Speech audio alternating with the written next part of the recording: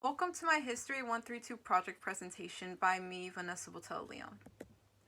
So topics of the presentation will be 5 questions asked to my interviewee out of 10, his responses, what history has said about the questions I asked, comparison between memory and history, and an important question that will be answered with this presentation.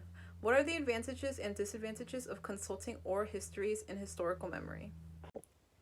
Question 1. What happened in America during the creation of Homeland Security? The interviewee says, it is as if America was awoken with more racism than ever before. America became more cautious and they just started kicking everybody out. They believed that any and every immigrant was going to be the next big terrorist that would attack America. By the memory of my interviewee, this seemed to be a very scary time for not just immigrants that were of the same race as the terrorists, but for any and every immigrant as well.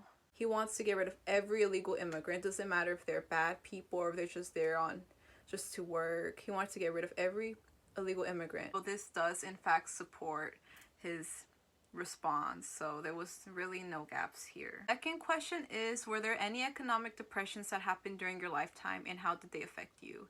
And my interviewee says, I think it was called the Great Recession. There was barely any employment.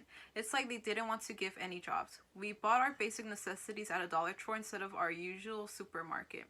I wanted to cut off Wi-Fi and things, but it slowly got better.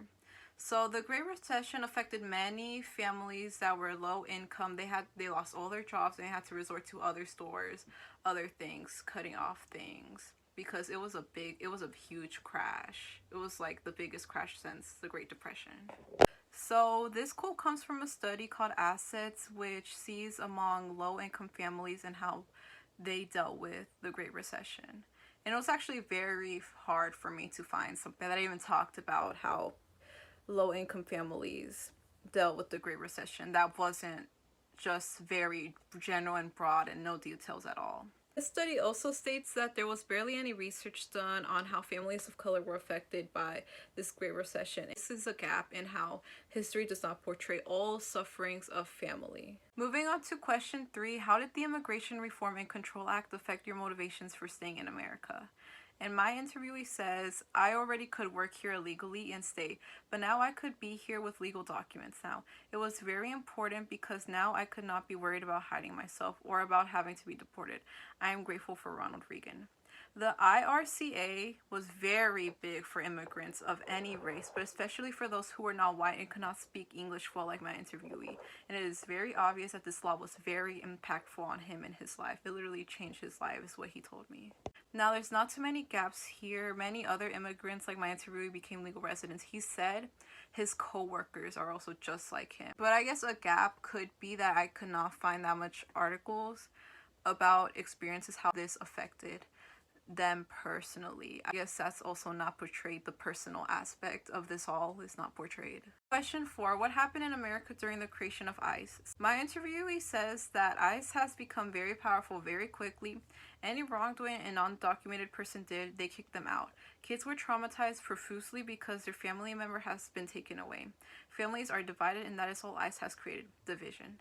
So ICE is notoriously known for targeting illegal immigrants and breaking their families apart everywhere and anywhere. And we have a long quote by Rizzo. So it's interesting to note that there's actually not many articles that are credible that I could find that talked about how ICE supports many immigrants.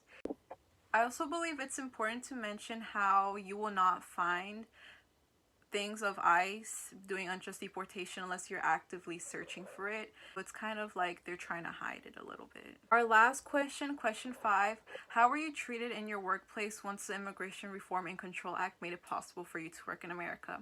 And my interviewee says that I think good, because everything was now more legal and everyone treated me good since I wasn't illegal anymore. If you are able to speak English, they usually discriminate less.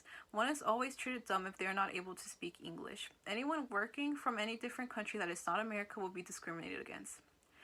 Luckily, my interviewee has said that there has been no exact outright discrimination towards him, but he has seen others being discriminated at his workplace due to them not being able to exactly speak English. I could not find any credible articles about how exactly they were generally treated in the workplace aside from my interviewees. response. And for this slide, we're going to list some advantages. So oral history is able to give us actual first-hand person experience that is not in a formal way that historians would usually write it in, like analyzing and looking at things. This is first-hand actual experiences. And oral histories can easily fill the gap of any information as long as it's correct. And responses from oral histories are usually unfiltered, and this lets us get a real, raw, genuine answer about everything we ask our interviewee about. But historical memory helps us value history more and how things have changed over time. And historical memories are written by people who have analyzed and done careful research, which makes it very, very reliable. What are the disadvantages? So one very, very important disadvantage of oral history is false memory or impressionistic memory.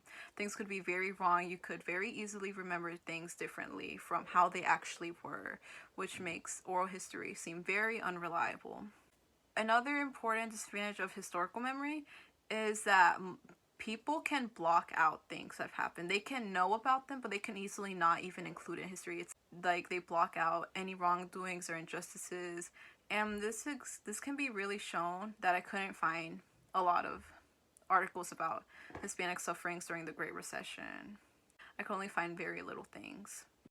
And with oral history, I'm really only consulting one person's oral history point of view. That could leave out a big picture, could be very biased. For instance, here in my presentation, I'm only really representing the Latino viewpoint, such as discrimination. In question 5, we're not really talking about any other race or anything else like that. And history can be interpreted in many different ways, and that can leave big gaps again in historical memory. And these are just my citations, citation 1, citation 2, and that's it. Hopefully you enjoyed this. Thank you for watching, and that's it. Bye.